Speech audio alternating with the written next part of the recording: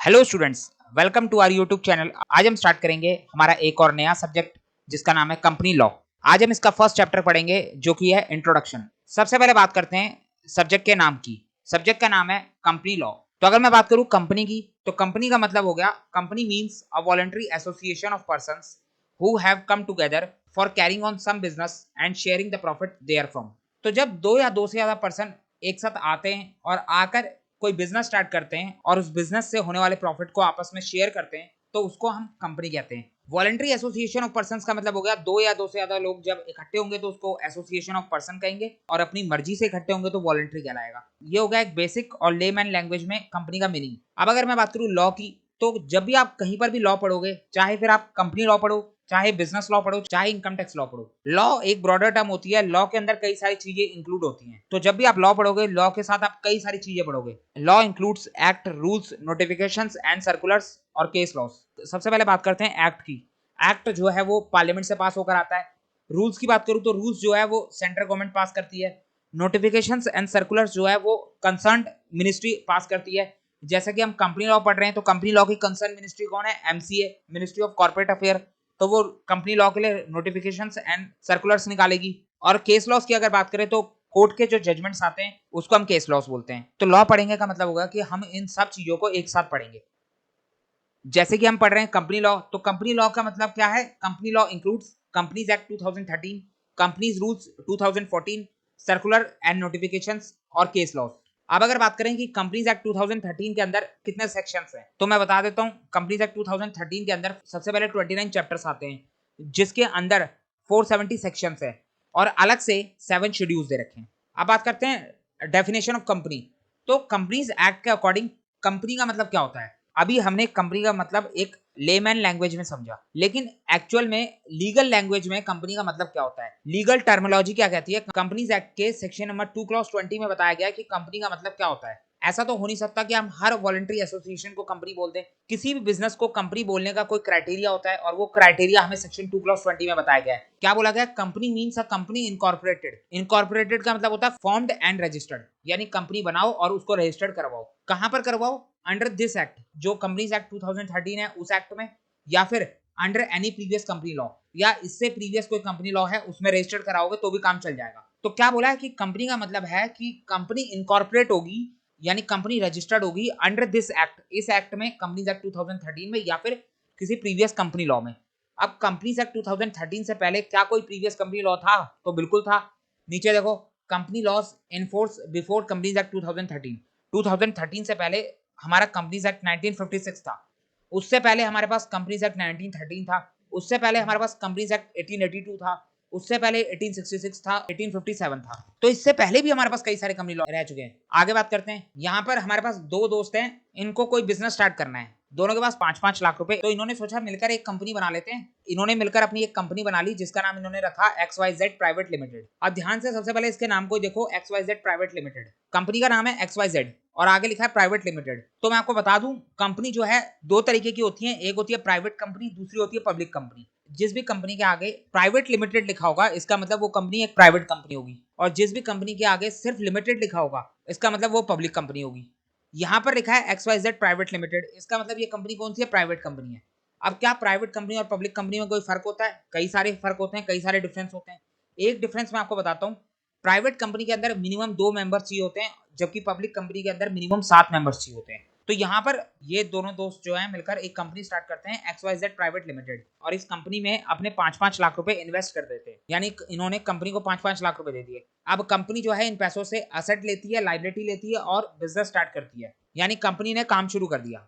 अब यहाँ पर आता है हमारा कंपनीज एक्ट, और वो हमें कहता है कि इन दोनों ने कंपनी में पैसा इन्वेस्ट करा, तो ये दोनों कहलाएंगे कंपनी के शेयर होल्डर। कंपनी के मालिक कौन कहलाएंगे? ये दोनों। इन्होंने कंपनी में पैसा लगाया है। जो पर्सन कंपनी में पैसा लगाता है वो कंपनी के शेयर होल्डर कहलाता है। अब यहाँ पर कंपनीज एक्ट कहता है कि ये जो कंपनी की एसेट है, ये एसेट कंपनी की मानी जाएगी, ना कि इन दोनों की। भले ही इन दोनों ने पैसा दिया है, लेकिन इन दोनों की एसेट नहीं है ये। और ये जो लायबिलिटी होगी ये भी इनकी नहीं है, ये भी किसकी है? कंपनी की है। ध्यान से सुनो मैं क्या कह रहा हूँ। भले ही इन्होंने कंपनी में पैसा दिया, लेकिन ये एसेट कंपनी की है, इनकी नहीं है। कंपनी कुछ भी खरीदे, कोई भी बिजनेस स्टार्ट करे, वो बिजनेस भी कंपनी का, एसेट भी कंपनी की, लायबिलिटी भी कंपनी की। कोई फायदा हुआ वो भी कंपनी का, और कोई नुकसान हुआ वो भी कंपनी का, सब कुछ कंपनी का।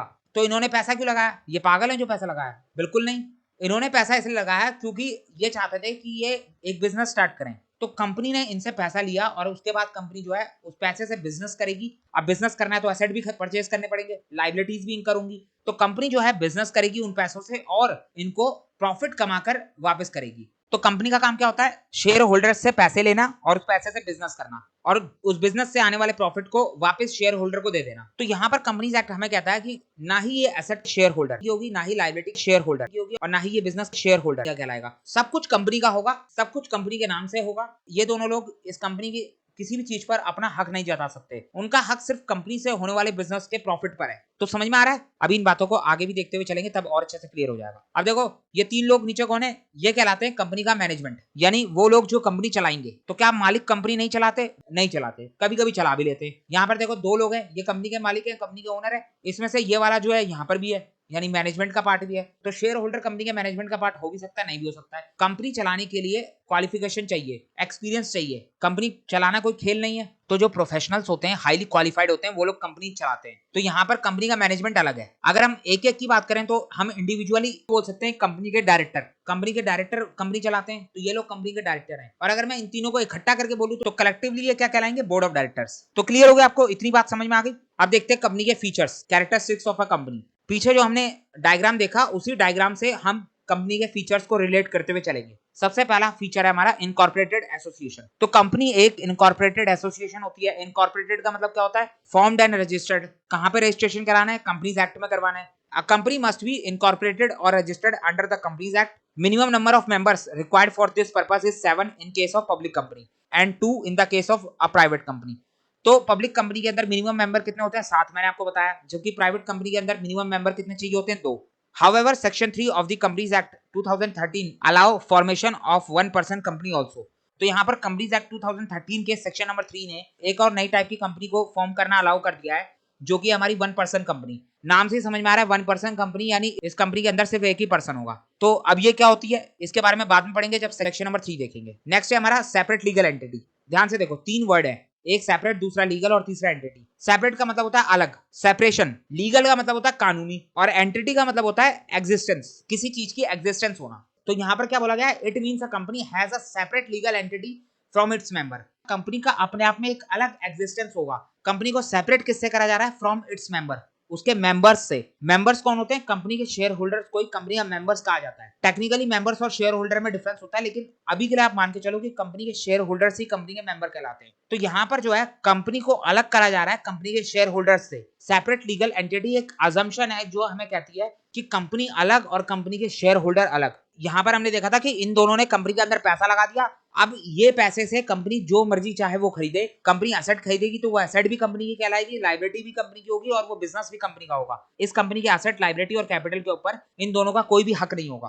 तो यहाँ पर कॉन्सेप्ट लग रहा है हमारा सेपरेट लीगल एंटिटी का, जो हमें कह रहा है कि कंपनी अलग है और ये मेंबर अलग हैं। A company can own property, have bank account, raise loans, incur liability and enter into contract. तो कंपनी की खुद की अपनी प्रॉपर्टी होती है। कोई भी प्रॉपर्टी कंपनी परचेस करती है तो वो अपने नाम से करती है। कंपनी का खुद का अलग अपना बैंक अकाउंट होता है। कंपनी जो है अपने नाम से खुद लोन रेज करती है। कंपनी के अंदर जो भी लायबिलिटी होती है वो कंपनी की खुद की होती है और कोई भी कॉन्ट्रैक्ट करा जाता है तो वो कंपनी के नाम से ही करा जाता है। It has all legal rights which are separate. तो कंपनी के पास अपने खुद के लीगल राइट होते हैं and the member of a company are not liable for it. और जो कंपनी के मेंबर्स होते हैं वो कंपनी के किसी भी चीज के लिए लायबल नहीं होते। कंपनी अगर कुछ भी करेगी तो उसके लिए कंपनी के मेंबर्स लायबल नहीं होंगे। कौन लायबल होगा? कंपनी खुद लायबल होगी, क्योंकि यहाँ पर हमारा सेपरेट लीगल एंटिटी का कॉन्सेप्ट काम कर रहा है, जो हमें कहता है कंपनी अलग है और मेंबर्स अलग हैं। इसको हम दो केस लॉज से समझेंगे तब जाके आपको अच्छे से क्लियर होगा। In case of any contract of a company, the company named is used and the contract binds the company not its members.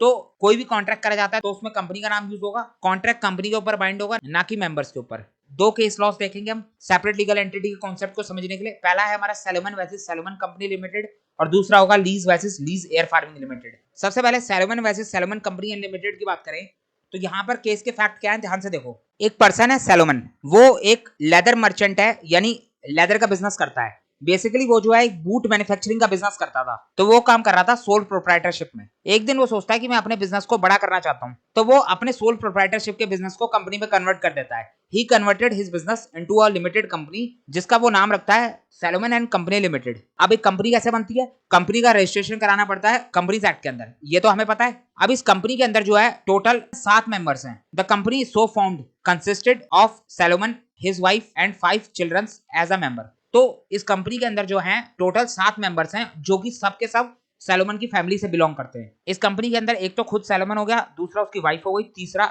उसकी एक डॉटर थी वो हो गई, और चौथा उसके 4 सन थे वो हो गए। तो टोटल 7 मेंबर्स हो गए इस कंपनी के। तो अब ये कंपनी काम क्या करेगी? ये कंपनी वही बिजनेस करेगी जो सैलोमन करता था सोल प्रोप्राइटरशिप में, यानी बूट मैन्युफैक्चरिंग का। तो अब यहाँ पर सैलोमन क्या करता है? सैलोमन अपनी सोल प्रोप्राइटरशिप के बिजनेस को बेच देता है इस कंपनी को। हमारा कॉन्सेप्ट था सेपरेट लीगल एंटिटी का, जो हमें कहता है कंपनी अलग है और कंपनी का ओनर अलग है। तो यहाँ पर कंपनी को बिजनेस कौन दे रहा है? सैलोमन दे रहा है। तो सैलोमन पैसे के बदले अपना बिजनेस ट्रांसफर कर रहा है इस कंपनी को। तो सैलोमन एंड कंपनी सैलोमन से उसके बिजनेस को परचेज करती है और बदले में उसको पैसा देती है। सिंपल सी बात है, आप किसी से कोई चीज खरीदते हो तो उसके बदले पैसा तो दोगे ही। तो यहाँ पर सैलोमन एंड कंपनी अलग है और सैलोमन अलग है। सैलोमन अपने सोल प्रोप्राइटरशिप के बिजनेस को बेच रहा है इस कंपनी को, तो बदले में कंपनी पैसा तो देगी। तो यहाँ पर कंपनी ने बिजनेस परचेज किया सैलोमन का। Company purchase the business of Salomon for 39,000 pounds. Business कितने में परचेज करा गया? 39,000 पाउंड्स में। अब कंपनी ने सैलोमन को पैसा देना है, तो कंपनी चाहे तो पैसा कैश में दे, चाहे तो किसी और फॉर्म में दे। तो यहाँ पर कंपनी ने पैसा देने का तरीका क्या निकाला? कंपनी ने परचेज कंसिडरेशन दिया। परचेज कंसिडरेशन क्या होता है? जो बिजनेस परचेज करा गया उसका कंसिडरेशन। तो परचेज कंसिडरेशन दिया गया, was paid in the terms of 10,000 pounds debenture conferring a charge over the company's asset. तो यहाँ पर कंपनी ने जो है 10,000 पाउंड के डिबेंचर्स दे दिए सैलोमन को, जो कि सिक्योर डिबेंचर थे। और क्या दिया? और 20,000 के फुली पेड 1 पाउंड ईच वाले शेयर दे दिए। तो टोटल कितना हो गया? 30,000 की पेमेंट हो गई। अब बच गया 9,000। तो अब इस 9,000 का क्या करा? 9,000 में से एक एक शेयर दे दिया कंपनी के अदर शेयर होल्डर्स को। कंपनी के अदर शेयर होल्डर कौन थे? जो सैलोमन के फैमिली मेंबर्स थे, तो उनको एक एक शेयर दे दिया। टोटल कितने मेंबर्स थे कंपनी के अंदर? 7, जिसमें से एक सैलोमन खुद हो गया और बच गए 6। तो बाकी के 6 मेंबर्स को all other share holders subscribe for 1 share of each. तो बाकी अदर शेयर होल्डर्स को एक एक शेयर दे दिया। तो यहाँ पर 9,000 में से 6 पाउंड खत्म हो गए, बच गए 8,994। तो यहाँ पर 8,994 का कैश जो है सैलोमन एंड कंपनी ने सैलोमन को दे दिया। तो टोटल 39,000 की पेमेंट हो गई। अब यहाँ पर जो सैलोमन है उसके पास कंपनी के मैक्सिमम शेयर होल्डिंग है, बाकी सबके पास तो एक एक शेयर है। तो सैलोमन ने जो है खुद को कंपनी का मैनेजिंग डायरेक्टर बना दिया। Mister Salomon was also the managing director for company. अब 2-4 महीने बिजनेस सही चला, लेकिन 1 साल के अंदर अंदर जो है बिजनेस डिफिकल्टीज में आ गया और लिक्विडेशन में चला गया। लिक्विडेशन क्या होता है? बिजनेस को वाइंडिंग अप करने का प्रोसेस होता है, यानी कंपनी बंद करने की नौबत आ गई। The company in less than 1 year ran into difficulties and liquidation proceed commenced. तो कंपनी बंद कैसे होती है? कंपनी का लिक्विडेशन किस तरीके से होता है? जब भी कंपनी बंद होती है तो कोर्ट की तरफ से एक पर्सन को अपॉइंट करा जाता है जो कहलाता है लिक्विडेटर। वो लिक्विडेटर जो है कंपनी के अंदर आता है और कंपनी की एसेट और लायबिलिटीज का हिसाब लगाता है। उसके बाद वो कंपनी के एसेट्स को बेचता है और उससे जितनी भी लायबिलिटी पे ऑफ होती है उसको पे कर देता है। तो यहाँ पर लिक्विडेटर आया, लिक्विडेटर ने हिसाब लगाया। At the time of winding up the total asset of a company amount to 6,050 pounds. तो यहाँ पर लिक्विडेटर ने टोटल किया तो पता चला कि कंपनी के पास टोटल एसेट है 6,050 पाउंड्स की। और कंपनी की लायबिलिटी की बात करें तो कंपनी की टोटल लायबिलिटी है 18,000 पाउंड्स की। 10,000 पाउंड्स की लायबिलिटी जो है वो डिबेंचर्स की है, जो डिबेंचर्स सैलोमन को इशू हुए थे, और 8,000 पाउंड्स की लायबिलिटी कुछ अनसिक्योर्ड ट्रेड क्रेडिटर्स की है। तो यहाँ पर 18,000 पाउंड्स की लायबिलिटी और सिर्फ 6,050 पाउंड्स के एसेट है। तो अब सारी लायबिलिटी कैसे पे करी जाएगी? वो तो पॉसिबल नहीं है। तो लिक्विडेशन के टाइम पर जो है कंपनीज एक्ट ने एक रूल दे रखा है, एक सीक्वेंस बता रखा है कि लिक्विडेटर जो है इस सीक्वेंस में पेमेंट करेगा। तो वो सीक्वेंस क्या है? ध्यान से सुनो। जब भी कंपनी लिक्विडेट होगी तो कंपनी के एसेट बेचकर सबसे पहले सिक्योर्ड क्रेडिटर्स जो है उनको पेमेंट करी जाएगी। उसके बाद नंबर आता है अनसिक्योर्ड क्रेडिटर्स का, और फिर कोई पैसा बचता है तो वो सबसे पहले प्रेफरेंस शेयर होल्डर्स को दिया जाएगा, और लास्ट में नंबर आता है कंपनी के इक्विटी शेयर होल्डर्स का। तो यहाँ पर लिक्विडेटर ने क्या करा? 6,050 पाउंड्स के एसेट्स को बेचा और सारा पैसा कंपनी के सिक्योर्ड क्रेडिटर को दे दिया। कंपनी का सिक्योर्ड क्रेडिटर कौन है? Mister Salomon. उसके पास कंपनी के सिक्योर डिवेंचर पड़े थे 10,000 पाउंड्स के। अब उसको 10,000 तो मिल नहीं सकते, 6,050 पाउंड्स की एसेट है, तो लिक्विडेटर ने सारा पैसा उठा के 6,050 पाउंड्स सैलोमन को दे दिया। तो अब यहाँ पर जो अनसिक्योर्ड क्रेडिटर्स हैं वो भड़क गए, वो कहने लग गए ऐसे कैसे हो गया, कंपनी सैलोमन की एसेट उसने अपनी एसेट बेच के खुद को ही पैसा दे दिया। अनसिक्योर्ड क्रेडिटर्स ने बोला कि ये जो 6,050 पाउंड्स है ये सारा का सारा हमें मिलना चाहिए। किस ग्राउंड पर? Salomon and his company was one and the same person. Salomon और उसकी कंपनी कोई अलग थोड़ी ना है, दोनों सेम ही तो पर्सन है। दस the Salomon and company limited was mayor agent for Salomon. जो सैलोमन कंपनी लिमिटेड है वो सिर्फ सैलोमन की एक एजेंट है, वो सैलोमन के लिए काम कर रही है। तो अनसिक्योर्ड क्रेडिटर्स ने कोर्ट में केस कर दिया। केस कोर्ट में गया, कोर्ट ने सारी बातों को सुना और जजमेंट सुनाया। कोर्ट ने क्या कहा? It was held that Salomon and company was a real company fulfilling all legal requirements. तो कोर्ट ने कहा कि यहाँ पर जो सैलोमन एंड कंपनी है वो एक रियल कंपनी है, उसने सारी लीगल रिक्वायरमेंट्स पूरी करी हैं। हमारी कंपनीज एक्ट का एक कॉन्सेप्ट है सेपरेट लीगल एंटिटी का, जो कहता है कि कंपनी अलग है और कंपनी के शेयर होल्डर अलग हैं। तो यहाँ पर सैलोमन एक अलग पर्सन है और कंपनी एक अलग पर्सन है। कंपनी की अपनी अलग से सेपरेट आइडेंटिटी होती है। It has an identity different from its member and therefore the secured debentures were to be paid in priority to the unsecured creditors। तो यहाँ पर लिक्विडेटर ने बिल्कुल सही करा है, सबसे पहले कंपनी के सिक्योर्ड क्रेडिटर्स को पेमेंट होती है। तो यहाँ पर सिक्योर्ड क्रेडिटर्स सैलोमन हो सकता है, उसमें कोई दिक्कत नहीं है, वो एक अलग पर्सन है, कंपनी एक अलग पर्सन है, दोनों को आप सेम नहीं कह सकते। तो ये केस लॉ हमें प्रूव करता है कि कंपनी अलग होती है और कंपनी के मेंबर अलग होते हैं। सैलोमन अलग है और सैलोमन एंड कंपनी लिमिटेड अलग है। एक और केस लॉ देखते हैं, Lee versus Lee's air farming limited. इसके अंदर क्या हुआ था? इसके अंदर भी एक पर्सन था मिस्टर ली, उसने एक कंपनी बनाई लीज एयर फार्मिंग लिमिटेड। अब ये एयर फार्मिंग कंपनी क्या होती है? ये कंपनी न्यूजीलैंड की थी। तो वहां पर क्या होता है, इंडिया में तो नहीं होता ये सब, लेकिन न्यूजीलैंड में क्या होता है कि जो फार्मिंग होती है उसमें पेस्टिसाइड्स और सीड्स डाले जाते हैं, वो एयरप्लेन से डाले जाते हैं, यानी प्लेन से डाले जाते हैं। तो प्लेन जाता है और ऊपर से पेस्टिसाइड्स और सीड्स को डालता जाता है। तो इस कंपनी का भी यही काम था। Lease and air farming limited एक कंपनी बना दी मिस्टर ली ने, और उस कंपनी ने टोटल 3,000 शेयर इशू करे थे, जिसमें से 2,999 शेयर मिस्टर ली के पास खुद थे और एक शेयर उसने किसी और को दिया था। तो यहाँ पर कंपनी की ऑलमोस्ट सारी की सारी शेयर होल्डिंग किसके पास है? मिस्टर ली के पास। तो क्या कंपनी की सारी शेयर होल्डिंग होने से मिस्टर ली और कंपनी एक हो जाएंगे? बिल्कुल नहीं। शेयर होल्डर अलग है और मेंबर अलग है, फिर चाहे उसके पास कंपनी के मैक्सिमम शेयर क्यों ना हो। तो यहाँ पर मिस्टर ली ने खुद को ही कंपनी का मैनेजिंग डायरेक्टर भी अपॉइंट कर लिया, और साथ में मिस्टर ली जो है वो इस कंपनी में प्लेन भी उड़ाता है, कंपनी का चीफ पायलट है। अब ये जो चीफ पायलट का काम है ये मिस्टर ली कंपनी में एज अ एम्प्लॉय बन के कर रहा है और उसके बदले सैलरी ले रहा है। तो क्या कोई कंपनी का मेंबर कंपनी में मैनेजिंग डायरेक्टर बन सकता है? बिल्कुल बन सकता है। कंपनी का एम्प्लॉय बन सकता है? बिल्कुल बन सकता है। भाई कंपनी अलग है और कंपनी के मेंबर्स अलग हैं, दोनों सेपरेट पर्सन है। तो अब एक दिन क्या होता है, प्लेन उड़ाते उड़ाते अचानक प्लेन क्रैश हो जाता है, जिसमें मिस्टर ली की डेथ हो जाती है। He died in the air crash. तो उसकी डेथ हो गई। तो अब इस केस में जो मिस्टर ली की विडो होती है, his widow claimed compensation on the plea that mister Lee was an employee of the company. तो यहाँ पर जो मिसेस ली है वो इंश्योरेंस कंपनी के पास जाती है और इंश्योरेंस कंपनी के पास जाके मिस्टर ली का कंपनसेशन क्लेम करती है। मिस्टर ली जो है वो कंपनी में एज अ चीफ पायलट भी काम कर रहा था, यानी वो कंपनी का एम्प्लॉय था, और हर कंपनी के एम्प्लॉय का इंश्योरेंस हो रखा होता है as per workman compensation act के अकॉर्डिंग। तो मिस्टर ली का भी इंश्योरेंस हो रखा था। तो उसी इंश्योरेंस का कंपनसेशन लेने के लिए मिसेस ली इंश्योरेंस कंपनी के पास जाती है और जाके कंपनसेशन क्लेम करती है। तो यहाँ पर इंश्योरेंस कंपनी मिसेस ली की सारी बातों को सुनती है और सुनने के बाद कंपनसेशन देने से मना कर देती है और बोलती है कि जो मिस्टर ली था वो खुद ही कंपनी का ओनर था और वो खुद ही कंपनी का एम्प्लॉय था। ऐसे कैसे हो जाएगा? कोई पर्सन कंपनी का एम्प्लॉयर और एम्प्लॉय दोनों कैसे हो सकता है? The company oppose the claim on the ground that the same person can not be employer as well as the employee. उसके पास कंपनी के शेयर्स भी थे, तो वो कंपनी का एम्प्लॉयर भी था, और वो कंपनी में काम भी करता था, तो वो कंपनी का एम्प्लॉय भी था। तो यहाँ पर इंश्योरेंस कंपनी ने क्लेम देने से मना कर दिया। तो मिसेस ली चली गई कोर्ट में। तो कोर्ट ने सारी बातों को सुना और जजमेंट सुनाया।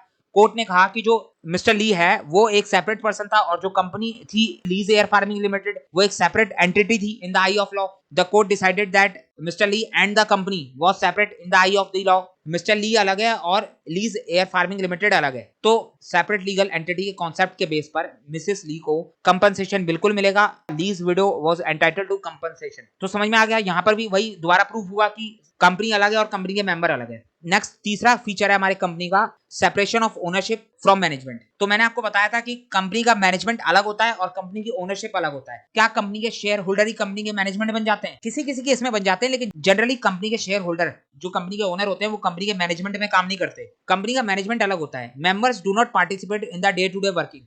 The management of the company lies in the elective representative of members, commonly known as board of directors. जो कंपनी का मैनेजमेंट होता है उनको इलेक्ट करा जाता है कंपनी के मेंबर्स के द्वारा। क्योंकि पैसा कंपनी के मेंबर्स का लगा है, तो कंपनी के मेंबर्स डिसाइड करेंगे कि हमारी इस कंपनी को कौन संभालेगा। जो कंपनी का मैनेजमेंट होता है उनको हम बोलते हैं board of directors. The directors are appointed as well as removed by the members. तो कंपनी के डायरेक्टर्स को अपॉइंट या रिमूव करने का काम भी कंपनी के मेंबर्स का ही होता है। फोर्थ है हमारा सेपरेट प्रॉपर्टी। कंपनी कोई भी प्रॉपर्टी, कोई भी एसेट खरीदेगी तो वो कंपनी की कहलाएगी, ना कि मेंबर की। भले ही उसका पैसा मेंबर ने क्यों ना दिया हो, मेंबर को तो प्रॉफिट मिलेगा, जिसको हम डिविडेंड बोलते हैं। आपने अकाउंट्स में पढ़ा होगा, प्रॉफिट का वो हिस्सा जो मेंबर्स को बढ़ता है वो डिविडेंड कहलाता है। बाद में डिविडेंड के ऊपर अलग से बात करेंगे डिटेल में। अ company can own and enjoy property in its own name. Company की जो भी प्रॉपर्टी होगी वो कंपनी के खुद के नाम से होगी। Members are not the owner or co-owner of the company's property. No member have any insurable interest in the company's property. किसी भी मेंबर का कंपनी की प्रॉपर्टी के ऊपर कोई भी इंश्योरेबल इंटरेस्ट नहीं होगा। केस लॉ से समझते हैं इसको। Macaura versus northern assurance company limited का एक केस है 1925 का।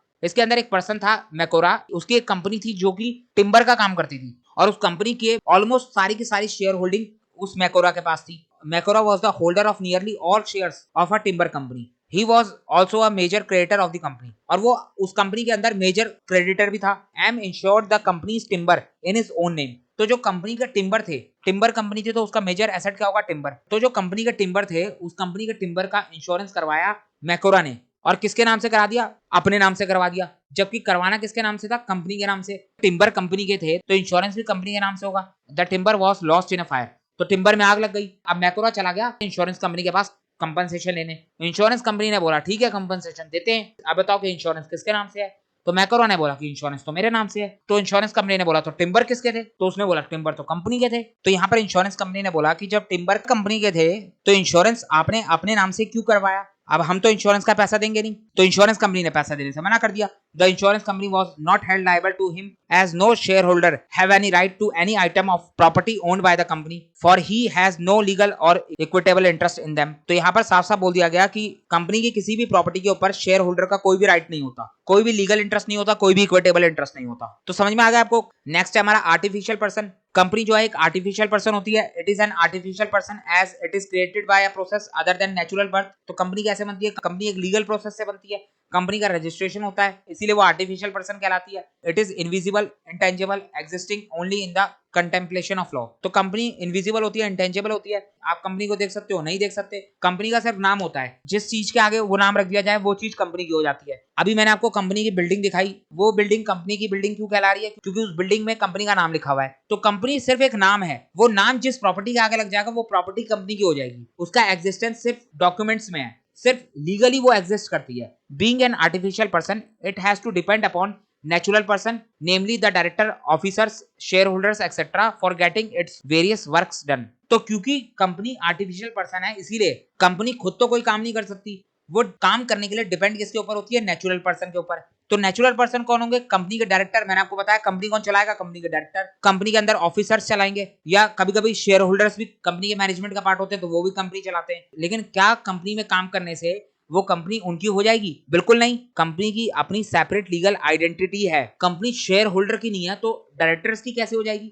जो लोग कंपनी में पैसा लगा रहे हैं कंपनी उनकी नहीं है, कंपनी एक सेपरेट लीगल एंटिटी होती है। तो यहाँ पर ये जो लोग होते हैं, these individuals only represent the company and accordingly what ever they do within the scope of the authority conferred upon them and in the name and on the behalf of the company they bind the company and not themselves. तो यहाँ पर ये लोग सिर्फ company को represent करते हैं, जो भी काम करेंगे वो कंपनी के नाम से करेंगे, कंपनी के बिहाफ पे करेंगे। जो भी काम करा जाएगा, जो भी कॉन्ट्रैक्ट करा जाएगा उसके लिए कंपनी बाउंड होगी। तो समझ में आ गया आपको। नेक्स्ट है हमारा ट्रांसफरेबिलिटी ऑफ शेयर्स। अब यहाँ पर शेयर का ट्रांसफर होगा, वो कैसे होगा। हमने देखा था कि दो लोगों ने कंपनी में 5-5 लाख रुपए लगाए थे। अब अगर मान लो उन लोगों को कभी अपना पैसा वापस चाहिए हो, तो क्या वो कंपनी के पास जाकर कंपनी से बोल सकते हैं कि हमारा पैसा वापस करो और कंपनी उनको दे देगी, बिल्कुल नहीं। वो पैसा उनका है ही नहीं, वो पैसा तो कंपनी का हो गया, वो पैसा कंपनी की कैपिटल कहलाती है। तो फिर इस केस में उनको उनका पैसा वापस कैसे मिलेगा। तो यहाँ पर कंपनीज एक्ट ने उसी के लिए कॉन्सेप्ट बनाया है, ट्रांसफर ऑफ शेयर। आपने कंपनी में पैसा लगाया तो बदले में आपको कंपनी से शेयर मिले होंगे, तो आपको अगर वो पैसा वापस चाहिए तो आपको वो पैसा डायरेक्टली कंपनी से नहीं मिलेगा। आपके पास जो शेयर है आप उन शेयर को किसी अदर पर्सन को ट्रांसफर कर दो और उससे जो है उसके बदले पैसे ले लो। उसके बाद क्या होगा, वो अदर पर्सन जिसने आपसे शेयर खरीदे वो आपसे कंपनी का मेंबर हो जाएगा और आप कंपनी से बाहर निकल जाओगे, आपको आपका पैसा वापस मिल जाएगा। तो यहाँ पर अगर कभी भी शेयर होल्डर्स को उनका पैसा वापस चाहिए तो वो कंपनी से डायरेक्टली जाके नहीं मांग सकते, उनके पास पैसा वापस लेने का एक तरीका होता है ट्रांसफर ऑफ शेयर्स। वो अपने शेयर का ट्रांसफर कर देंगे किसी दूसरे पर्सन को, वो शेयर बेचकर उस शेयर का पैसा ले लेंगे। तो आपको ये समझ में आ गया कि ट्रांसफर ऑफ शेयर का कॉन्सेप्ट क्यों लाया गया। The companies capital is divided into small units called shares, the share of a company is transferable. तो हमें ये तो पता है कि कंपनी की जो कैपिटल होती है वो छोटे छोटे यूनिट्स में बांटी जाती है, जिसको हम शेयर्स बोलते हैं। अब कंपनी का शेयर छोटे छोटे यूनिट्स में क्यों बांटा जाता है, ताकि जो है हर कोई उस शेयर को खरीद सके। सपोज किसी के पास 1000 रुपए और एक शेयर 100 रुपए का है, तो वो कंपनी के 10 शेयर खरीद लेगा। किसी के पास 1 लाख रुपए और शेयर अगर 100 रुपए का है, तो वो कंपनी के 1000 शेयर खरीद लेगा। तो अगर कैपिटल को स्मॉल यूनिट्स में बांट दिया जाए तो हर कोई पर्सन अपने कैपेसिटी के अकॉर्डिंग कंपनी का शेयर खरीद सकता है। और ये जो शेयर होते हैं ये ट्रांसफरेबल भी होते हैं, मैंने आपको बता दिया। Section 44 of the Companies Act, it provides that the shared debentures or other interest of the member of a company are movable property। तो section 44 of the companies act वो हमें बोलता है कि जो कंपनी के शेयर्स और डिबेंचर्स होते हैं वो एक मूवेबल प्रॉपर्टी होते हैं। मूवेबल प्रॉपर्टी क्या होती है, जो एक जगह से दूसरी जगह जा सकती है। तो शेयर भी हमारे एक जगह से दूसरी जगह जा सकते हैं, कभी एक पर्सन के पास होंगे, ट्रांसफर होकर दूसरे पर्सन के पास जा सकते हैं। They are transferable in the manner as provided in the company's article of association. तो कंपनी का एक आर्टिकल ऑफ एसोसिएशन होता है, यानी एक डॉक्यूमेंट होता है जिसमें कंपनीज के रूल्स और रेगुलेशन लिखे होते हैं। उसमें बता रखा होता है कि कंपनी के शेयर ट्रांसफर किस तरीके से होंगे। तो ये हमें कह रहा है कि कंपनी के आर्टिकल ऑफ एसोसिएशन में शेयर को ट्रांसफर करने का जो भी मैनर बता रखा हो, उस मैनर में आप शेयर ट्रांसफर कर सकते हो। In case of a public company it transfers freely, but in case of a private company there are some restriction. तो अगर बात करें पब्लिक कंपनी की, तो पब्लिक कंपनी के अंदर शेयर जो है वो फ्रीली ट्रांसफरेबल होते हैं, आसानी से आप शेयर ट्रांसफर कर सकते हो। लेकिन प्राइवेट कंपनी के शेयर जो है वो फ्रीली ट्रांसफरेबल नहीं होते। प्राइवेट कंपनी के शेयर ट्रांसफर हो जाएंगे, लेकिन कुछ रिस्ट्रिक्शन के साथ ट्रांसफर होंगे। तो वो रिस्ट्रिक्शन भी कहां पर मिलेगी आपको, कंपनी के आर्टिकल ऑफ एसोसिएशन में मिलेगी। तो प्राइवेट कंपनी और पब्लिक कंपनी का टॉपिक हम बाद में पढ़ेंगे, हमारा अलग से चैप्टर है प्राइवेट और पब्लिक कंपनी का, वहां पर बहुत डिटेल में डिस्कस करेंगे। नेक्स्ट है हमारा limited liability. Members liability depend upon the type of company. तो यहाँ पर जो मेंबर की लायबिलिटी होती है वो डिपेंड किसके ऊपर करती है, कंपनी के टाइप के ऊपर। जिस टाइप की कंपनी होगी उसके अकॉर्डिंग मेंबर्स की लायबिलिटी होती है। अगर लायबिलिटी के बेसिस पे बात करें तो हम कंपनी को दो तरीके से डिवाइड कर सकते हैं, एक लिमिटेड कंपनी, दूसरी अनलिमिटेड कंपनी। और लिमिटेड कंपनी को भी आगे फर्दर 3 कैटेगरी में बांटा जा सकता है। एक होती है हमारी लिमिटेड बाय शेयर्स, दूसरी होती है लिमिटेड बाय गारंटी, और तीसरी होती है limited by guarantee and having share capital. तो एक लिमिटेड हो गई जिसके अंदर फर्दर 3 है, और एक हो गई अनलिमिटेड कंपनी। अब लिमिटेड बाय शेयर्स का मतलब क्या हो गया, ऐसी कंपनी जिसके अंदर मेंबर्स की लायबिलिटी लिमिटेड होती है। सपोज आपके पास 10,000 रुपए है और आप रिलायंस के शेयर खरीदने जाते हो, एक शेयर 100 रुपए का है, तो आप रिलायंस के कितने शेयर खरीद पाओगे, 100 शेयर। तो आपने रिलायंस के 100 शेयर्स खरीद लिए। तो यहाँ पर रिलायंस आपसे मैक्सिमम कितना पैसा ले सकती है, 10,000 रुपीज। जब शेयर खरीदे जाते हैं तो कंपनी जो है धीरे धीरे पैसा लेती है, पहले एप्लीकेशन मनी लेती है, फिर allotment money, first call, second call, final call. आपने अकाउंट्स में पढ़ा होगा। तो 100 रुपए का शेयर है, सपोज कंपनी ने आपसे 20 रुपए एप्लीकेशन मनी लिया, 10 रुपए अलॉटमेंट मनी लिया और 30 रुपए फर्स्ट कॉल लिया। कितना दिया, 20 प्लस 10 प्लस 30, 60 रुपए हो गया। आपने अभी तक कंपनी को 100 रुपए में से 60 रुपए पे कराए, तो अब कंपनी आपसे मैक्सिमम कितना पैसा और मांग सकती है, एक शेयर 100 रुपए का है, आपने 60 रुपए पर शेयर पे दे दिया, तो कंपनी आपसे मैक्सिमम 40 रुपए और मांग सकती है। आप 40 रुपए पर शेयर कंपनी को दे दोगे, आपकी लायबिलिटी खत्म। अब कंपनी क्या 100 रुपए से ज्यादा आपसे मांग सकती है, बिल्कुल नहीं मांग सकती। तो यही बात यहाँ पर बोली जाती है कि लिमिटेड बाय शेयर वाली जो कंपनी होती है, जिसमें मेंबर से सिर्फ उतना ही पैसा मांगा जा सकता है जितने का उन्होंने शेयर खरीदा है, तो उस केस में मेंबर्स की लायबिलिटी कितनी होती है, amount unpaid on the shares held by every member. अब अगर कल को रिलायंस में 100 करोड़ रुपए का लॉस हो गया, तो रिलायंस आपसे ये कह सकती है कि इस लॉस की भरपाई करो। तुमने कंपनी में शेयर खरीदा है, तुम कंपनी के मेंबर हो, तो इस लॉस में अपना शेयर पे करो। ऐसा कंपनी कह सकती है, बिल्कुल नहीं, क्योंकि जो लॉस हुआ है वो कंपनी को हुआ है और कंपनी अलग है और मेंबर अलग है। तो यहाँ पर कंपनी लिमिटेड बाय शेयर में शेयर होल्डर की लायबिलिटी सिर्फ उतनी होती है जितने के शेयर उन्होंने खरीदे होते हैं। जो अनपेड अमाउंट होगा उसको वो पे कर देंगे। समझ में आ गया। दूसरा है हमारा कंपनी लिमिटेड बाय गारंटी। तो अब ये एक ऐसी कंपनी होती है जहां पर कंपनी के मेंबर जो है कंपनी को एक पर्टिकुलर अमाउंट पे करने की गारंटी देते हैं। वो पहले ही बता देते हैं एक पर्टिकुलर अमाउंट कि हम कंपनी को इतनी अमाउंट पे कर देंगे। तो मेंबर्स की लायबिलिटी कितनी होगी, जितनी गारंटी अमाउंट उन्होंने करी होगी। लेकिन ये लिमिटेड बाय गारंटी वाली कंपनी के अंदर कंपनी मेंबर्स से गारंटेड अमाउंट कब रिकवर कर सकती है, सिर्फ एक बार जब कंपनी वाइंडिंग अप होगी। जब कंपनी के ऊपर कोई मुसीबत आएगी, कंपनी बंद होने के समय आएगा, उसी टाइम पर कंपनी जो है गारंटी वाली अमाउंट मेंबर्स से मांग सकती है। जबकि ऊपर लिमिटेड बाय शेयर वाली कंपनी वो जो है किसी भी वक्त मेंबर्स से अनपेड अमाउंट क्लेम कर सकती है। वहां पर वाइंडिंग अप का इंतजार करने की जरूरत नहीं है। जितने के शेयर आपने खरीदे हैं उतने की अनपेड अमाउंट जो भी आपकी बनती है वो आप पे करोगे, कंपनी कभी भी आपसे मांग सकती है। लेकिन गारंटी वाली कंपनी जो होती है लिमिटेड बाय गारंटी, उसमें अमाउंट जो गारंटी करी जाती है वो सिर्फ वाइंडिंग अप का टाइम पे ही मांगी जा सकती है। अब ये कौन सी कंपनी होती है, जो चैरिटेबल ट्रस्ट होते हैं, रिलीजियस प्लेसेस होते हैं, वो उसके अंदर कवर होते हैं। तो जो आप देखते हो ना कंपनी के अंदर लिमिटेड लिखा होता है, प्राइवेट लिमिटेड लिखा होता है, तो जिस भी कंपनी के ऊपर लिमिटेड और प्राइवेट लिमिटेड लिखा होगा इसका मतलब वहां पर जो मेंबर्स की लायबिलिटी है वो लिमिटेड है। तीसरा हो गया हमारा company limited by guarantee and having share capital, ऐसी कंपनी जिसमें गारंटी भी करी गई है और जो लिमिटेड बाय शेयर कैपिटल भी है, यानी फर्स्ट और सेकंड का मिक्सचर। तो इसमें मेंबर्स की लायबिलिटी कितनी होगी, जो गारंटीड अमाउंट है और जो अनपेड अमाउंट है उन दोनों को ऐड कर लो, मेंबर्स की लायबिलिटी आ जाएगी। Aggregate of amount unpaid on the shares held by a member and the amount guaranteed by them. अब है हमारी नेक्स्ट अनलिमिटेड कंपनी। अनलिमिटेड नाम से ही समझ में आ रहा है ऐसी कंपनी जहां पर मेंबर्स की लायबिलिटी अनलिमिटेड है। यहाँ पर मेंबर्स को तब तक पैसा देना होता है जब तक कंपनी का सारा डेट खत्म ना हो जाए। Every member is liable to contribute to the asset of the company until all the debt of a company are paid in full। अब इसके अंदर भी अनलिमिटेड का मतलब ये नहीं होता कि एक ही मेंबर को सारा पैसा देना होता है, इसका भी एक अलग कॉन्सेप्ट होता है, वो हम बाद में बात करेंगे जब टाइप्स ऑफ कंपनीज पढ़ेंगे। तो आपको समझ में आ गया मेंबर्स की लायबिलिटी किस हिसाब से डिसाइड होती है। नेक्स्ट है हमारा परपेचुअल सक्सेशन। कंपनी पर्सन जरूर है लेकिन नेचुरल पर्सन नहीं है, कंपनी एक आर्टिफिशियल पर्सन है और एक इनकॉर्पोरेटेड कंपनी कभी नहीं मरती। An incorporated company never dies except when it is wound up as per law.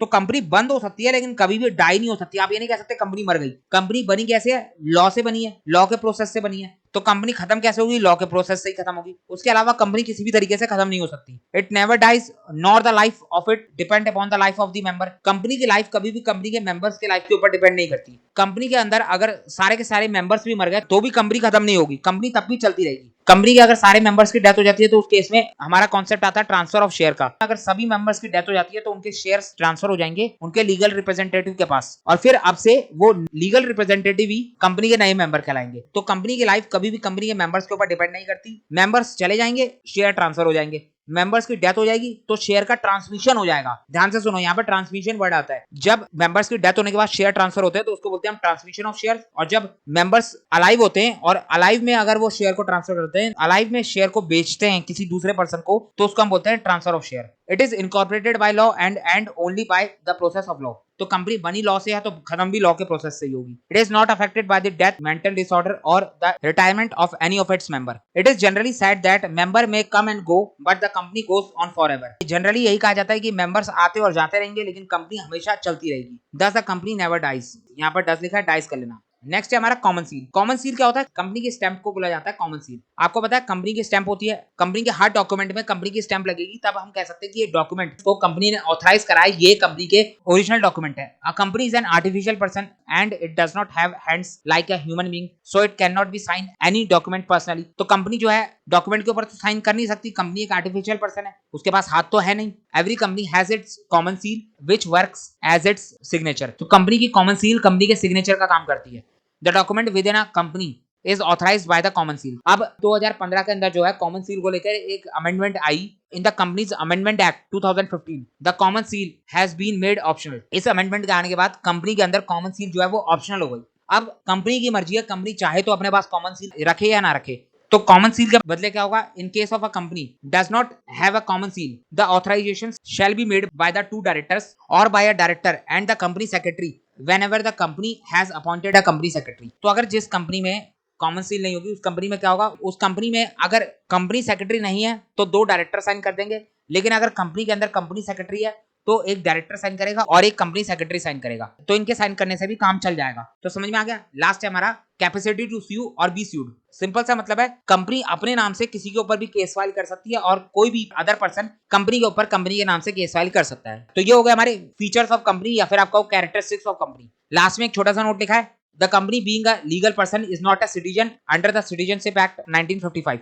तो कंपनी एक पर्सन होती है लेकिन कौन सी पर्सन होती है, आर्टिफिशियल पर्सन। कंपनी कोई ह्यूमन बीइंग नहीं है, कंपनी एक आर्टिफिशियल पर्सन है, उसकी एग्जिस्टेंस सिर्फ इन द आई ऑफ लॉ है। तो हमारा जो सिटीजनशिप एक्ट है जो इंडिया के हर पर्सन को सिटीजनशिप देता है, तो वो एक्ट कहता है कि कंपनी की सिटीजनशिप नहीं होगी। सिटीजनशिप एक्ट कंपनी को कोई सिटीजनशिप नहीं देगा क्योंकि कंपनी कोई नेचुरल पर्सन नहीं है। सिटीजनशिप हमेशा सिर्फ नेचुरल पर्सन को मिलती है, आर्टिफिशियल पर्सन को नहीं मिलेगी। हाँ, लेकिन कोर्ट ने एक डिसीजन सुनाया था, कोर्ट ने एक जजमेंट सुनाया था, उसमें क्या कहा गया था, as per the judicial decision it was established that a company cannot be a citizen। Company भले ही सिटीजन नहीं है लेकिन it has nationality, domicile and residence। तो कंपनी सिटीजन नहीं होगी लेकिन कंपनी की नेशनैलिटी होगी। तो कंपनी की नेशनैलिटी कैसे डिसाइड होगी, तो जिस कंट्री के अंदर कंपनी का रजिस्टर्ड ऑफिस होगा यानी प्लेस ऑफ बिजनेस होगा, वही कंट्री कंपनी की नेशनैलिटी डिसाइड करेगी। अगर किसी कंपनी का head office place of business India के अंदर है तो वो कंपनी इंडियन कंपनी कहलाएगी, उसकी नेशनैलिटी इंडिया होगी। तो समझ में आ गया। तो हमारा कंपनी का मतलब हमने देख लिया कंपनी के सारे कैरेक्टरिस्टिक्स देख लिए, तो हमारा 60% चैप्टर तो कंप्लीट हो गया।